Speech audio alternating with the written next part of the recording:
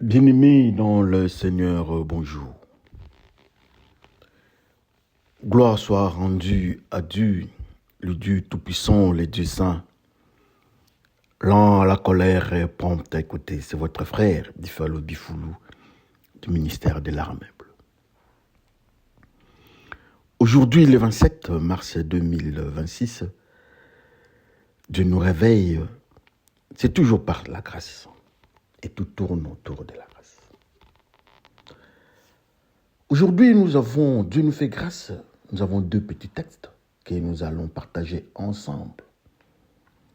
Alors notre texte, notre exhortation d'aujourd'hui des 35 minutes est intitulé « Les démons sélectionneurs ». Comme nous avons dit que nous avions deux textes, le premier texte, nous sommes dans Matthieu 17, du 14e jusqu'au 21e verset, si je peux répondre. Matthieu 17, 14 jusqu'à 21. Lisons par le nom de notre Seigneur Jésus-Christ. Lorsqu'ils firent arriver près de la foule, un homme vint se jeter à ses genoux devant Jésus et dit : « Seigneur, aie pitié de mon fils qui est lunatique et qui souffre cruellement. Il tombe souvent dans le feu et souvent dans l'eau. Je l'ai amené à tes disciples, ils n'ont pas pu le guérir. » Race incrédule et perverse, répondit Jésus, jusqu'à quand serai-je avec vous? Jusqu'à quand vous supporterai-je? Amenez-le-moi ici. Jésus parla sévèrement au démon qui sortit de lui et l'enfant fut guéri à l'heure même. Alors les disciples s'approchèrent de Jésus et lui dirent en particulier : « Pourquoi n'avons-nous pu chasser ces démons ? C'est à cause de votre incrédulité. » Leur dit Jésus. Je vous le dis en vérité, si vous aviez de la foi comme un grain de sénévé, vous diriez à cette montagne : transporte-toi d'ici là, et elle se transporterait, rien ne vous serait impossible. Mais cette sorte de démon ne sort que par la prière et les jeûnes, nous disons Amen. Le deuxième et le dernier texte que nous avons, nous sommes dans Actes des Apôtres 19, du 13e jusqu'au 16e verset. Lisons par le nom de notre Seigneur Jésus-Christ. Quelques exorcistes juifs ambulants essayèrent d'invoquer sur ceux qui avaient des esprits malins le nom du Seigneur Jésus-Christ en disant : « Je vous conjure par Jésus que Paul prêche. » Ceux qui faisaient cela étaient 7 fils de Cépha, juifs, l'un des principaux sacrificateurs. L'esprit malin leur répondit : « Je connais Jésus. Je sais qui est Paul, mais vous, qui êtes-vous ? » Et l'homme dans lequel l'esprit malin s'élance sur eux s'est rendu maître de tous deux, et le maltraita de telle sorte qu'ils s'enfuirent de la maison nus et blessés. Nous disons tous Amen. Deux textes. Les démons sélectionneurs. Ces démons sélectionneurs, c'est un démon qui est le sélectionneur de football, comme nous avons toujours eu l'habitude d'entendre, de voir les sélectionneurs de football, les sélectionneurs de tels. Mais cette fois-ci, c'est un démon. Qu'est-ce qui se passe? Nous avons des textes. Nous allons parler. Et la manière dont nous allons parler, comme d'habitude, nous allons monter à la dimension supérieure. Nous allons entrer dans le principe de la prophétie, comme nous avons toujours dit le couleur de la prophétie. qu'est-ce qui se passe réellement. Nous allons décoder le système et nous allons comprendre le message. Nous allons comprendre l'environnement dans lequel le Seigneur nous parle. Nous avons deux petits textes. Le premier texte, il s'agit d'un père avec son fils lunatique. Et à côté, il y a les disciples.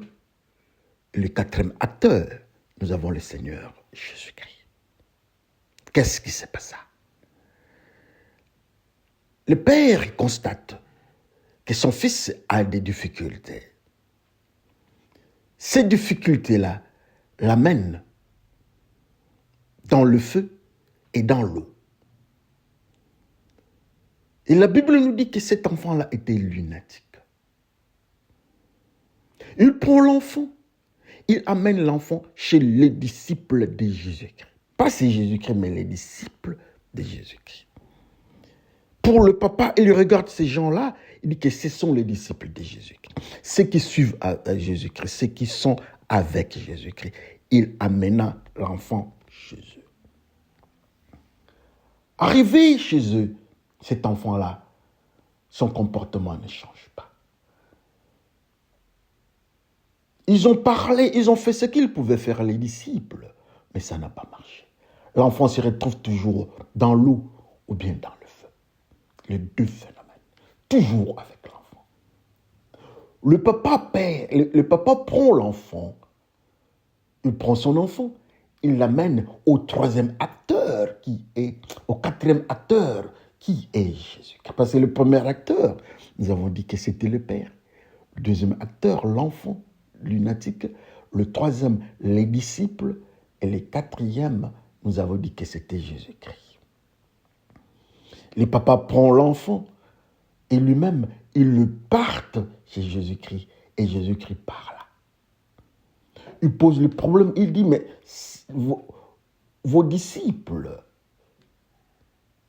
n'ont pas su aider l'enfant. Et Jésus-Christ parla, il parle. Il dit, jusqu'à quand je resterai avec vous? Vous qui êtes pervers et incrédule, deux termes. Vous qui êtes pervers et incrédule, jusqu'à quand je serai avec vous? Amenez-moi l'enfant. On amène l'enfant. Les démons qui avaient refusé, je ne sais même pas si les papas savaient que l'enfant avait un démon. Pour lui, c'était la guérison. L'enfant était malade. Arrivé chez Jésus-Christ, il parle. Pour dire même que les démons avaient refusé les ordres, et du papa, et des disciples. Mais le dernier acteur, c'est Jésus-Christ lui-même. Les démons cèdent, et il les quitte. Le troisième groupe d'acteurs, donc les disciples, viennent, c'est Jésus-Christ. Mais qu'est-ce qui se passe? Nous sommes toujours à tes côtés. Mais comment ces démons nous résistent? On dit, oh là là, oh là là. Vous n'avez pas la foi. Vous n'avez pas la foi. Ce type de démon ne peut quitter que par jeûne et prière. C'est aux mêmes personnes. Quand le papa est venu, Jésus-Christ avait taxé ces hommes-là de pervers et d'incrédules. Deux phénomènes.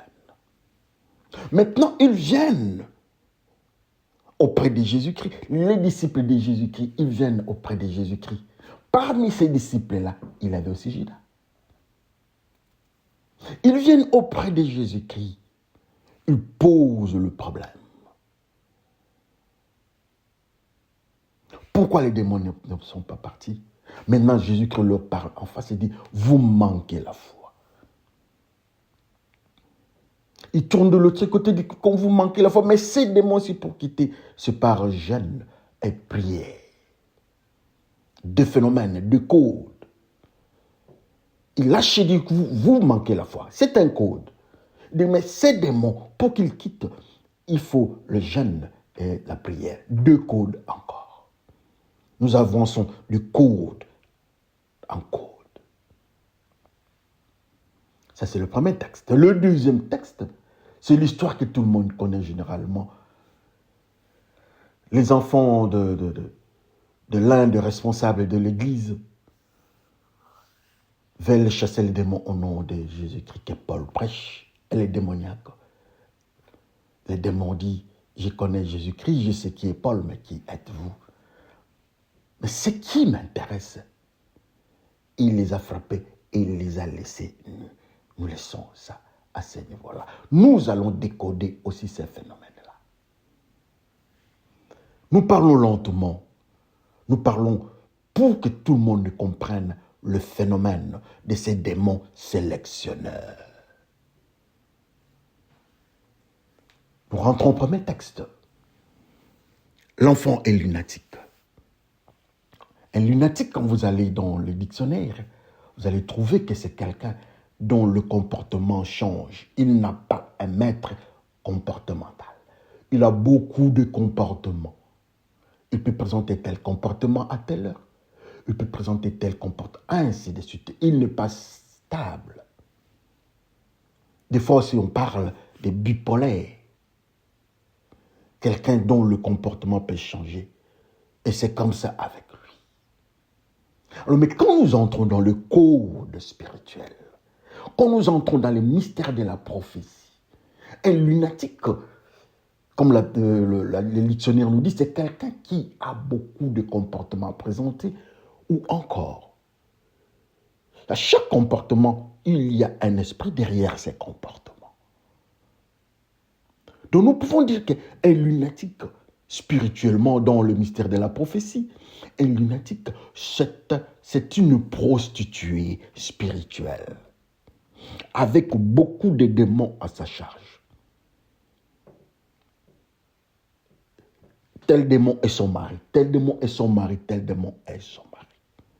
Alors quand il prend les démons, par exemple, de la colère, il se met en colère, il se comporte en colère, il produit la colère comme un fruit. Maintenant, on vient avec ces lunatiques-là, ce prostitué spirituel, avec beaucoup de maris spirituels. On amène ces lunatiques-là chez Jésus-Christ, chez les disciples. Arrivés là-bas, les disciples sont en difficulté.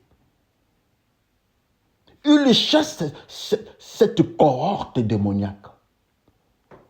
Le lunatique avec beaucoup de démons qui les gère, il échoue de les chasser.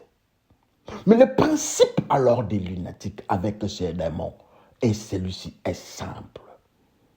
Il se retrouve dans l'eau et il se retrouve dans le feu. Qu'est-ce que ça signifie? Nous avons dit, quand nous regardons les livres d'Apocalypse, on nous parle des eaux. C'est l'ange qui pose la question. Qu'est-ce que ça signifie ça? Est-ce que vous avez l'information? Vous pouvez expliquer ça. L'eau représente quoi? Il dit, Seigneur, parlez-nous. Il dit, l'eau représente les nations. L'eau représente le peuple, les tribus, les langues, sous la domination de l'ennemi. Je parle lentement qu'on comprenne qu'est-ce qui se passe dans ce phénomène des eaux et le feu. Et les lunatiques. Donc les lunatiques se retrouvent dans le feu et ils se retrouvent aussi dans l'eau. Quand les démons l'amènent dans le phénomène des eaux, regardons le mystère. Qu'est-ce qui se passe dans ces eaux-là quand on l'amène là-bas? Quand nous regardons là-bas dans les eaux, nous constatons que non, il y a les diables qui a les contrôles de tout. Les tribus, les nations, ils présentent un comportement approprié au diable. Alors quand ils quittent avec ceux qui sont dans les eaux, ils les amènent au feu. Et la Bible nous dit que tous ceux qui sont dans le péché vont se retrouver dans un feu infernal, éternel. Pour dire encore que le feu dont on nous parle ici, c'est l'enfer. si je peux changer mon langage sur le plan prophétique, que le lunatique qui est d'un côté, pas un côté dans l'eau et de l'autre côté dans le feu, ça signifie que les démons qui sont dans lui présentent, ils ont un comportement du monde en lui, et ces mêmes démons l'amènent en enfer, dans le feu. Le comportement qu'ils présentent du monde, la place qu'ils doivent se retrouver, c'est l'enfer ou encore le feu. C'est pour cela qu'on nous dit, le papa s'inquiète, que mon enfant, qui est lunatique, avec beaucoup de démons, il a le comportement du monde qu'on appelle l'eau. Et ces comportements du monde va l'amener, ces démons-là vont l'amener en enfer qu'on appelle le feu. Alléluia. Et souvenez-vous, aujourd'hui nous parlons d'un démon sélectionneur. Cet enfant-là qui se comporte en homme des tribus, de la folie, de tout ce qui est du monde, de la drogue, du mensonge, de la magie, de la sorcellerie et autres formes de comportement mondain. Cet enfant-là, les papas n'hésitent pas. Il dit, je prends mon enfant, il change de cap. Il part chez Jésus-Christ. Il pose le problème au maître. Il dit, maître, mon enfant, qui est dans le monde, qui est dans le péché. Mon enfant qui est en proie des démons, le démon le contrôle, mais ils doivent les amener au feu. Les démons le contrôlent, il a les comportements du monde, il l'amène en enfer. J'ai pris mon enfant, je l'ai amené chez tes disciples. Mais tes disciples n'ont pas su faire face aux démons. Les démons ont refusé leurs ordres. Les démons ont refusé de quitter mon enfant. Les démons ont refusé de quitter mon enfant. Et le Seigneur retourne. Il parle d'une manière prophétique. Du race d'incrédules et de pervers. Il lui parle à qui, le Seigneur? Parce qu'on parle de ses disciples. Il dit que vous êtes pervers et vous êtes incrédules. Maintenant, je pose une petite question. Vraiment, nous pouvons dire que les disciples de Jésus-Christ étaient de pervers et incrédules. Une grande question. Sur le plan moral, nous grattons un peu sur la tête. Mais c'est Jésus qui parle. Un incrédule, c'est celui-là qui ne connaît pas Dieu, ou qui refuse de reconnaître Dieu. Un pervers, c'est celui qui a les comportements de n'importe quoi. Ou encore, un pervers, c'est quelqu'un qui a le même comportement qu'un lunatique. Parce qu'un lunatique n'a pas un comportement stable.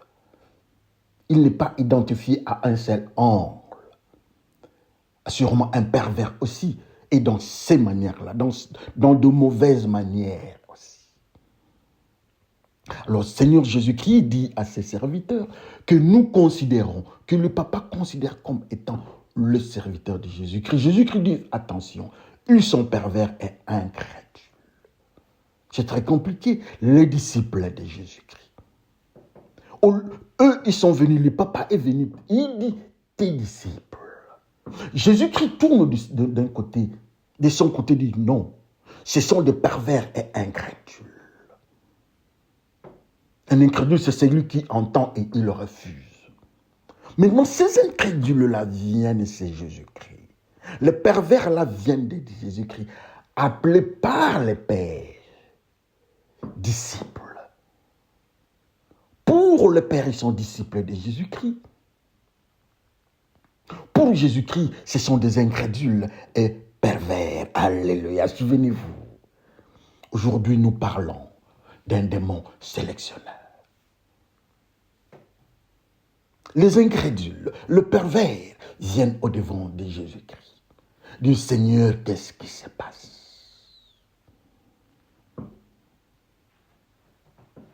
Qu'est-ce qui se passe, Seigneur? Jésus-Christ leur dira, il dit non. vous n'écoutez pas, vous n'avez pas la foi. Vous n'avez pas la foi. C'est Jésus-Christ qui leur dit. Mais pour comprendre le phénomène, le code de la foi, nous devons chercher la foi et demander à la foi. Nous devons comprendre, explique-nous qu'est-ce que tu es, où est-ce qu'on peut te trouver. Alors nous devons aller chez la foi. Nous rentrons dans la Bible, nous posons la question à la Bible. La Bible, nous voulons trouver la foi. La Bible ne nous dit pas de problème. Il nous lâche, il dit, la foi vient de ce qu'on entend. Et ce qu'on entend vient de la parole de Dieu. Ou encore, si vous voulez avoir la foi, vous devez entendre la parole de Dieu. Quand vous entendez la parole de Dieu, ça va activer la foi. Et vous verrez la foi. Vous allez vivre la foi. Donc ceux qui ont la foi ne peuvent avoir la foi que ceux qui entendent la parole de Dieu. Ceux qui obéissent à Dieu. Pouvons-nous dire que Jésus-Christ disait à ses disciples que vous n'entendez pas la parole de Dieu? Je vais changer encore ma manière de parler.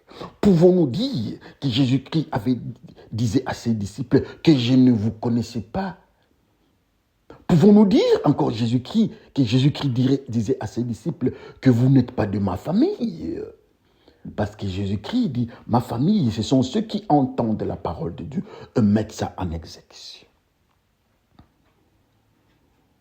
Quand eux, ils n'entendent pas la parole de Dieu, c'est qu'ils ne sont pas de la famille de Jésus-Christ. Est-ce que c'est une manière de dire ça à ses disciples d'une manière polie, que je ne vous connais pas? C'est Jésus-Christ qui dit à ses disciples, vous n'avez pas la foi, vous êtes des pervers, vous êtes des incrédules. Vous entendez, un incrédule, c'est celui qui entend, qui est informé, mais qui ne le fait pas. Pour avoir la foi, il faut entendre et obéir. Quand on n'obéit pas, on entend, on n'obéit pas, on est incrédule. Et il a lâché les termes incrédule. Il a dit à ces papas-là, ceux chez qui tu es parti amener ton enfant, ils sont incrédules. Ils n'entendent pas, ils entendent la parole de Dieu, mais ils refusent. C'est pour cela qu'ils ont cette difficulté-là. Votre enfant, les démons ne les quittent pas. Alléluia, souvenez-vous. Nous parlons du démon sélectionneur. Au devant des humains, les disciples sont appelés disciples de Jésus-Christ. Mais au devant de Jésus-Christ lui-même, ce sont des pervers, ce sont des incrédules et il manque la foi. C'est très important. Le papa là, au devant de lui, il trouve que son enfant est malade. Mais il constate aussi que son enfant est dans le monde, le mystère du monde, dans les eaux. Et dans le mystère des eaux là, il se retrouve aussi dans les feux. Pour dire encore qu'après avoir joué avec l'eau, après avoir été dans le monde, la place, il va se retrouver en enfer. Le papa dit non, je dois sauver mon enfant. Il amène l'enfant. Il amène l'enfant à ceux qui ont une apparence de piété, une apparence. Il n'est pas parti chez Jésus-Christ, mais il est parti à ceux qui ont l'apparence d'appartenir à Jésus-Christ. Alléluia. Et ceux qui ont eu cette apparence-là d'appartenir à Jésus-Christ, on les appelle les disciples de Jésus-Christ. Malheureusement, le papa n'était pas parti chez Jésus-Christ. Il est parti chez des fanfarons. Ceux qui ont l'apparence de Jésus-Christ. Et Jésus-Christ, quand il regarde ces gens-là, il dit que ce sont des pervers. Quand il regarde ces hommes-là, il dit que non, ils sont des incrédules. Ils ont entendu parler des pères, ils ont entendu parler de la parole de Dieu, ils le refusent. Mais quand on les regarde, on dit qu'ils sont des disciples de Jésus-Christ. Jésus-Christ dit non, et ils sont incrédules et pervers. Le phénomène. C'est ça le code que nous sommes en train de détacher d'un moment à l'autre. Pardon, nous sommes en train de détacher et nous évoluons. Les 12 disciples, au devant de Jésus-Christ, ce sont des pervers. Les 12 disciples, au devant de Jésus-Christ, ce sont des incrédules. Les 12 disciples, au devant de Jésus-Christ, ce sont des gens sans foi. Et parmi eux encore, il y avait Judas, qui était un voleur. Et Jésus-Christ dit lui-même que parmi vous, un est un démon ou les diables. C'est très compliqué, hein? Dans la maison de Dieu, le responsable. Et Jésus-Christ dit, amenez l'enfant. Il chasse. Il ne donne pas de novalgine. Il n'amène pas l'enfant à l'hôpital. Mais il parle, il chasse. Il chasse les démons et l'enfant se retrouve. Je vais changer de langage. Dans l'enfant, il y avait une entité qu'on appelle démon. Le papa regardait seulement son enfant comme lunatique. Mais nous venons de dire que ces lunatiques-là avaient des comportements. Il s'est retrouvé dans le feu, il s'est retrouvé dans l'eau, et la phase finale, c'est le feu. À l'intérieur de cet enfant-là, il y avait un démon. Et nous avons dit que l'eau représentait le monde, ou le monde du péché. Je vais changer encore. Donc les démons qui étaient dans cet enfant-là l'amenaient au péché. Et la finalité, c'était le feu ou la mort éternelle. Représentée par le feu, donc l'enfer. Quand il est venu au devant de Jésus-Christ, Jésus-Christ voit ces démons-là responsables de ces actes-là. Il le chassa. Et l'enfant est délivré. L'enfant est resté pur, rempli du Saint-Esprit. C'est très intéressant. Oui, c'est très intéressant. Le papa prend son enfant, il part avec son enfant qui est pur. Les démons l'ont laissé. L'enfant rempli du Saint-Esprit est parti avec ses papas-là. Mais un autre phénomène se passe autour de Jésus-Christ. Le pervers, les incrédules, les hommes sans foi, appelés par les humains, les disciples de Jésus-Christ ou responsables de l'Église, viennent avec des pattes, avec leur queue entre leurs pattes. Mais qu'est-ce qui se passe? Nous n'avons pas su chasser ces démons ici. Jésus-Christ dit, mais non. Je suis resté avec vous, mais jusqu'à quand vous ne changez pas? Vous avez entendu parler de moi. Vous avez entendu la parole de Dieu. Mais vous n'avez pas la foi. Vous n'avez pas la foi. Je crois que nous n'avons pas la foi du oui. La foi vient de ce qu'on entend. Et ce qu'on entend vient de la parole de Dieu. Vous, vous êtes incrédule. Vous avez entendu, mais vous avez refusé d'obéir. Entre autres, il y avait aussi leur ami là-bas qui s'appelle Judas, qui entendait la parole de Dieu, mais il était voleur. Il était toujours voleur. Et ils étaient là, les incrédules. Ils étaient là, le pervers. Ils étaient là, le sans-foi au devant de Jésus-Christ. Parce que ces trois qualificatifs sont donnés par Jésus-Christ. Mais il y a un autre qualificatif des disciples. C'est venu par ces pères-là, par ces papas-là, dont l'enfant était lunatique. Jésus-Christ n'avait jamais dit qu'ils étaient ses disciples. Ce sont eux. C'est lui, le papa-là, qui dira qu'il était disciple. Mais Jésus-Christ dit non, ce sont des pervers, incrédules et hommes sans foi. Quand on regarde ces gens-là, ce sont les responsables de l'Église. Avec des Bibles à la main. Et Jésus-Christ leur dira encore que de tels démons quittent par le code, par des codes. La prière et le jeûne. Qu'est-ce que le jeûne? Qu'est-ce que la prière? Pour avoir le jeûne, toujours, nous sommes dans le mystère de la prophétie. Dans le monde prophétique, le jeûne. Jésus-Christ lui-même avait jeûné 40 jours, dans la maison des diables. Il y avait la nourriture des diables là-bas. Toutes les propositions du diable dans le plan prophétique, on appelle ça nourriture ou bien tentation. Jésus-Christ n'avait pas cédé. Il n'avait pas cédé. Il avait refusé cette nourriture-là. Toutes les tentations, Jésus-Christ n'avait pas cédé. C'est ce que nous appelons jeûne. Donc le jeûne, c'est le refus de la nourriture du diable. Malheureusement, je ne sais pas s'il faut parler de malheureusement, mais nous autres, nous sommes habitués à faire les jeûnes, de refuser la nourriture du monde. Ce n'est pas aussi mauvais. Mais le vrai jeûne, c'est le refus de la nourriture de la maison du diable. Et voilà le phénomène. Il dit qu'il faut jeûner, il faut être en état de jeûne. Quand le diable vient avec sa nourriture, vous refusez. Mais vous, vous êtes incrédule. Je vous amène la nourriture de la parole de Dieu.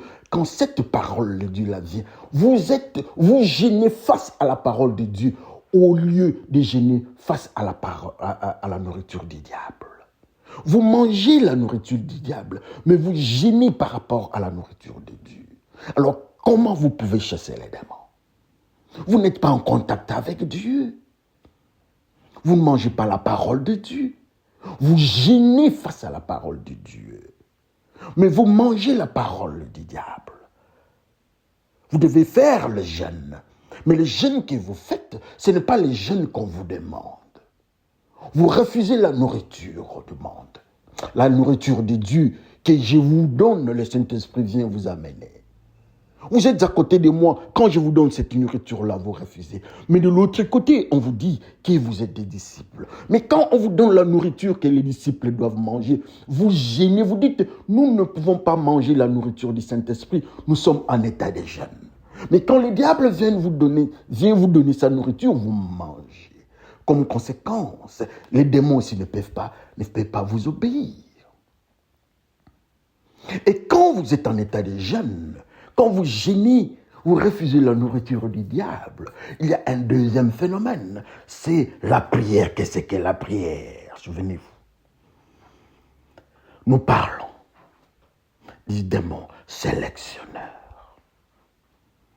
Nous avons parlé du démon sélectionneur pour la simple raison que ces démons, ils sélectionnent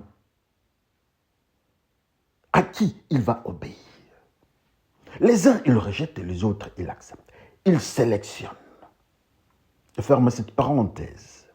C'est pour cela que nous avons parlé du démon sélectionneur. Quand les incrédules viennent, ils ne bougent pas. Mais quand Jésus-Christ vient, il cède, il sort de l'enfant. Je ferme cette parenthèse-là. Mais on nous dit, Jésus-Christ nous dit que nous devons, quand nous gênons, nous devons aussi prier. Qu'est-ce qu'est la prière? Et la même Bible nous dit que la prière d'un pécheur est une abomination. Mais qu'est-ce qu'est la prière? Alors donc, un pécheur peut aussi prier. Il prie. Mais c'est une abomination. Mais qu'est-ce qu'est la prière? La prière, c'est une communication. Il n'y a que deux tuyaux. Il y a la prière qui doit aller chez les démons ou bien les diables, et il y a la prière vers Dieu. Il n'y a pas trois. Ou bien vous communiquez avec les diables, ou bien vous communiquez avec Dieu. Qu'est-ce qu'est la prière alors? La prière, c'est une connexion d'un humain face au monde spirituel. Ou bien nous sommes en connexion avec Dieu, ou bien nous sommes en connexion avec les diables. Pour dire que quand vous gênez la nourriture, vous gênez, vous ne mangez pas la nourriture du diable, automatiquement, vous serez en connexion avec Dieu qui va vous donner sa nourriture, qui est sa parole. Quand Jésus-Christ était dans le désert chez les diables, quand il était dans le désert, il y avait un phénomène aussi, toujours des jeûnes. Quand il avait gêné, il avait refusé la nourriture du diable dans le désert. Il y a eu un phénomène à la fin. Le Saint-Esprit est venu amener la nourriture à Jésus-Christ.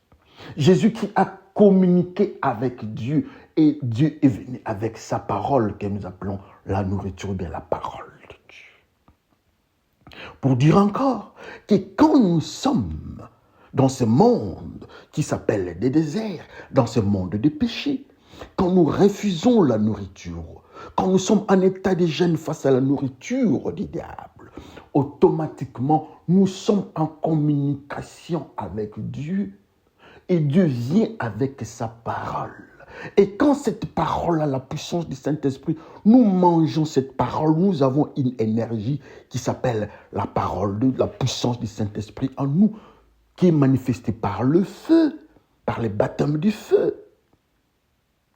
Qu'est-ce qui se passera? Les démons en face de nous, ils vont nous identifier. Ils ne peuvent pas résister. Pour dire encore que ceux qui sont dans le péché, ils sont en communication, ils refusent la parole de Dieu. Ils sont en communication directe et étroite avec le diable. Je vais ouvrir une petite parenthèse. Ceux qui sont dans le péché, eux, ils ne prient pas. Peut-être ils sont musulmans, ils sont. Mais sur le plan spirituel de Jésus-Christ, ils ne prient pas. Mais la Bible nous dit que la prière d'un pécheur est une abomination. Ça signifie que la communication avec le monde spirituel est une abomination. Qu'ils le prient, qu'ils ne le prient pas, mais le fait qu'ils ne sont pas avec Jésus-Christ, ils ont une communication, ils se connectent directement, sans leur aval. Ils se connectent par le phénomène. Et ce phénomène-là, je m'excuse, on appelle ça prière. Ça, c'est pour le pécheur. Je vais vous donner encore un autre exemple pour le deuxième texte. Quand ils sont venus, ils ont chassé les démons. Les démons ont dit, mais nous connaissons Paul, nous savons qui est Jésus-Christ. Nous connaissons Paul qui était avec nous. Il a laissé les péchés. Il mangeait notre nourriture en tuant les chrétiens. Et il a changé de comportement, il a changé des noms. Et il est devenu Paul, qui tue Saul, le tueur, mais il est devenu Paul, le tisseur des tentes. Là où le Saint-Esprit doit habiter, on appelle ça tente. Il n'est plus Saul le tueur, mais il est devenu Paul, le constructeur de la maison du Saint-Esprit. En fait, c'est ça. Et les démons les ont tabassés. Et ils ont donné leur code que vous n'appartenez pas à Jésus-Christ. Vous êtes nus. Souvenez-vous, allons maintenant dans Apocalypse, c'est Dieu qui parle. Vous êtes pauvres et vous êtes pauvres, je crois, vous êtes nus. Il parle à une des églises. Il dit, vous êtes nus. Comme ces gens-là, frappés par les démons. Les démons les avaient identifiés que vous n'avez rien de Jésus-Christ, vous n'avez pas l'habillement de Jésus-Christ, malgré vous portez une apparence de disciples de Jésus-Christ, parce que votre papa est responsable de l'Église. Vous n'appartenez pas à Jésus-Christ, mais vous êtes nus comme Adam et Ève, qui avaient accepté les diables. Malheureuse. Les disciples de Jésus-Christ au-devant des humains, mais au-devant des démons, ce sont les gens qui vivent dans la folie. Vous allez m'excuser, j'ai encore pris quelque chose de 3 minutes. Allons jusqu'à la 40e, donnez-moi 2 minutes, je vais atterrir. Mais nous-mêmes, quand nous venons au-devant des humains, est-ce qu'on nous voit comme lunatiques? Est-ce qu'on nous voit comme responsables de l'Église ou bien disciples? Ça, ce sont des humains. Est-ce qu'au-devant de Jésus-Christ, nous ne sommes pas incrédules, nous ne sommes pas pervers? C'est comme ça que Jésus-Christ nous voit peut-être. Est-ce qu'au-devant de Jésus-Christ, nous sommes dans les jeûnes, nous sommes dans la prière? Si nous sommes dans les jeûnes, c'est quel type de jeûne? Nous refusons quelle nourriture pour manger quelle nourriture? Si nous refusons la nourriture du diable, automatiquement nous mangeons la nourriture de Dieu. Mais si nous refusons la nourriture de Dieu, automatiquement nous mangeons la nourriture du diable. C'est à nous de regarder, nous mangeons quelle nourriture? Parce que tout le monde est en état de jeûne. Ou bien vous refusez ce qui est de Dieu, ou bien vous refusez ce qui est du diable. Mais vous êtes en jeûne face à quelle nourriture? Et maintenant, je vais vous dire quelque chose. Quand nous venons au devant de Jésus-Christ, pour résister au diable, pour chasser les démons, nous devons avoir la foi. Nous manquons cette foi. Nous n'entendons pas la parole de Dieu. Nous n'obéissons pas à la parole de Dieu. Et les démons sélectionnent. Ceux qui sont à Dieu, ils obéissent. Ceux qui ne sont pas à Dieu, les démons résistent. Et ceux qui ne sont pas à Dieu sont nus comme les 7 enfants de Céphas.